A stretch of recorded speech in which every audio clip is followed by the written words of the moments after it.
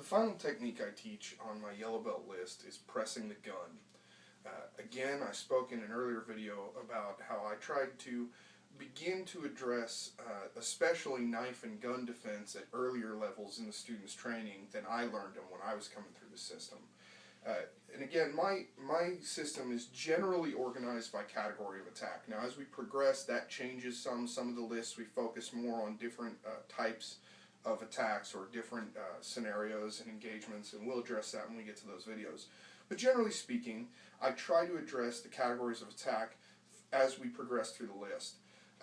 Now, as I separate those categories of attack, it's grab, push, punch, kick, hugs and holds, takedowns and tackles, locks, chokes and strangulations, and then weapons, which I break down into three categories. Impact weapons, which is clubs, anything I'm hitting somebody with.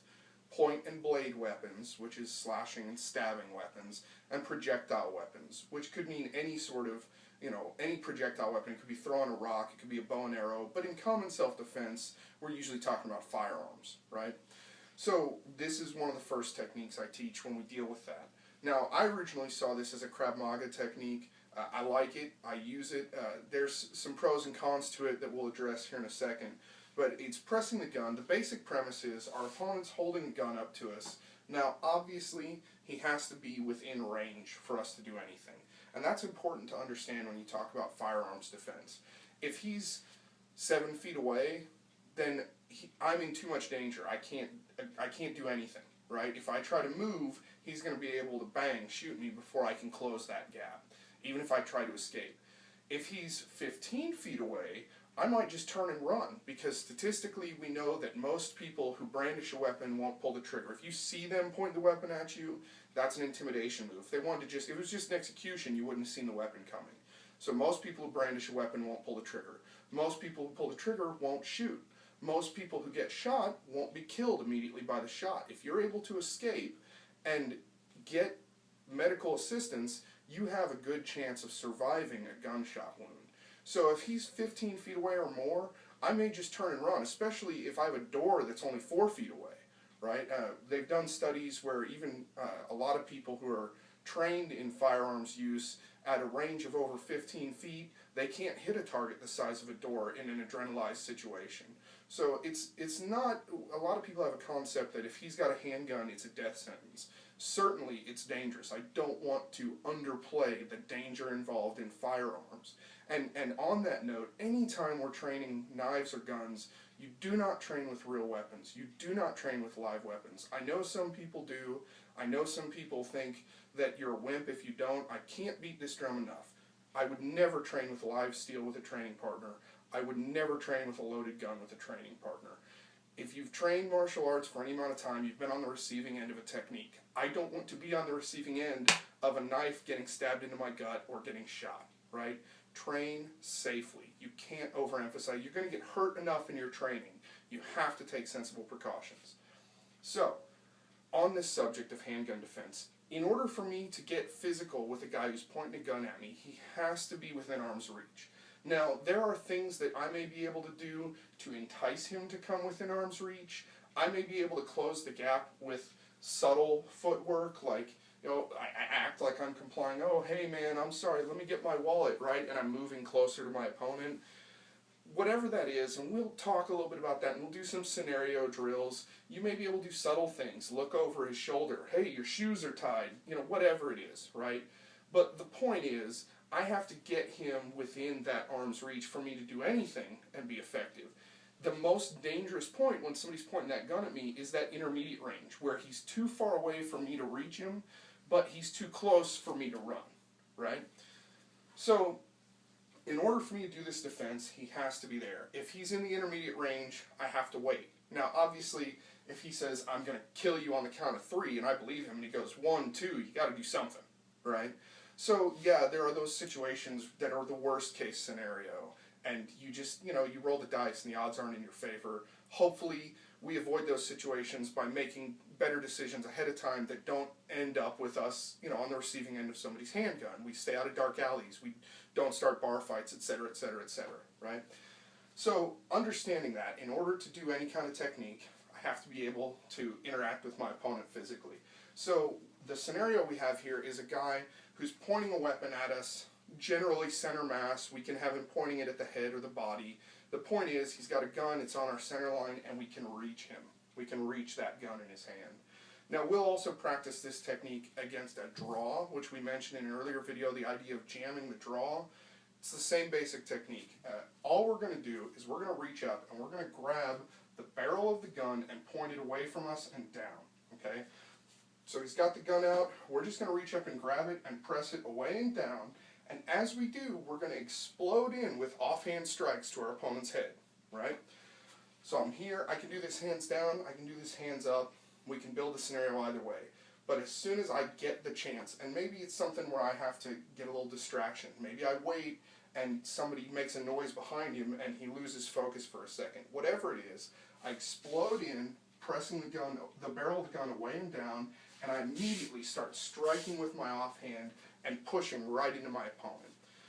Now, I mentioned there's pros and cons to this. Well, obviously the first con is he's got a gun and I don't, right? That is an asymmetrical self-defense situation. It's a bad place to be. A guy's pointing a gun at you and you're unarmed. What you'd rather do, like I said, is first avoid the situation. Second, if you don't have to get physical, if you can talk your way out of it, do so.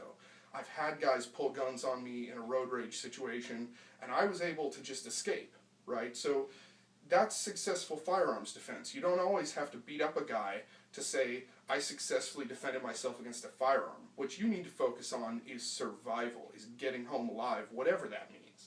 But obviously, because we're teaching martial arts and we're teaching a physical technique, this is what we're going to deal with here. But we're going to have all those discussions about, try to avoid making decisions in your life that result in someone pointing a gun at you. So here we have to get physical, right? So we press the gun down and away, and we explode in with strikes to our opponent's face. And the idea here is keep hitting him till he's done getting hit, right? And I don't care what that takes. And of course, when we drill this, it can be everything. It can be punches, it can be kicks. One of the dangers is anytime you reach for something someone's holding, their natural instinct is to pull it in towards the center of their body. And when you drill this with somebody, that's what they're going to do. They're going to retreat with that weapon in towards the center of their body, and that makes them very dangerous, because even if you point it away, as they step back and re-aim, it's pointed right at you, and that's not what you want, right? So when you practice this, that's one of the things you have to drill for.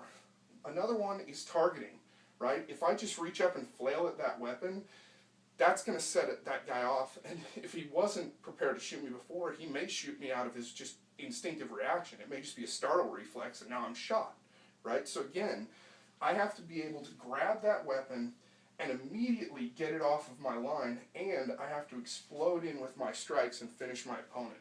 This is a technique that requires commitment, and that's one of the things that we're going to talk about at this level.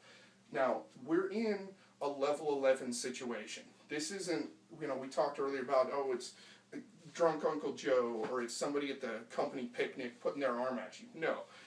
Drunk Uncle Joe is not pointing a gun at you, and if he is, it's still a level 11 situation. You cannot underestimate the danger involved when we talk about firearms defense.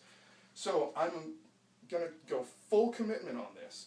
I reach in, grab it, force the barrel away from my body, down and away, exploding with strikes, and subdue my opponent. Maybe that means knocking him to the ground.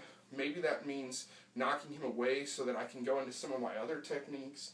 Again, disarms, yeah, there are disarms you can do where you can get that gun away from him. We're not going to focus on that much at this level. The disarm is finish your opponent, right? So I get the gun off of me so that it's not firing on me. There's been some discussion before about if you grab the slide, can you get cut? Maybe you can get burned. I've seen this demonstration done where someone has grabbed the slide of a semi-automatic weapon and allowed a round to be discharged from the chamber, and they were fine. So it can be done. It may be dangerous. It's less dangerous. I'd rather get cut or burned on my hand than shot, right? So we understand that going in. It's also likely, even if he gets one round off, it's more likely to jam the weapon so that he's not able to get a second round off unless he clears the chamber. So, again, exploding in, pressing the gun down and away, attacking with strikes, and at that point, when we understand some of our later techniques like piercing blade, we may step offline, we may go for elbow control, we may throw the guy to the ground. What's important is establishing physical dominance over your opponent in that situation, and of course, not getting shot, right? So pressing the gun. He's got the gun there, hands up, hands down, whatever your situation is, you wait for your moment to enter. Now maybe that's as soon as the guy starts to draw the gun on you and you're able to intercept the gun before it even gets square on you, and that would be great. Maybe he got the drop on you, and he's like, reach for the sky, pilgrim, and you're like, oh no, now I'm in a bad place, right? But I have to do something. Now maybe do something means give him your wallet, right? I mean, each of us have to make a decision about when are we going to defend ourselves in these situations. If you're on death ground, you have to defend yourself. So this is assuming I have to get physical, pressing the gun down and away, exploding in with strikes. At that point, finishing however I want. And we'll drill this as a line drill, we'll drill this with a partner, we'll drill it dynamically where he's drawing the gun or he has the gun pointed at us.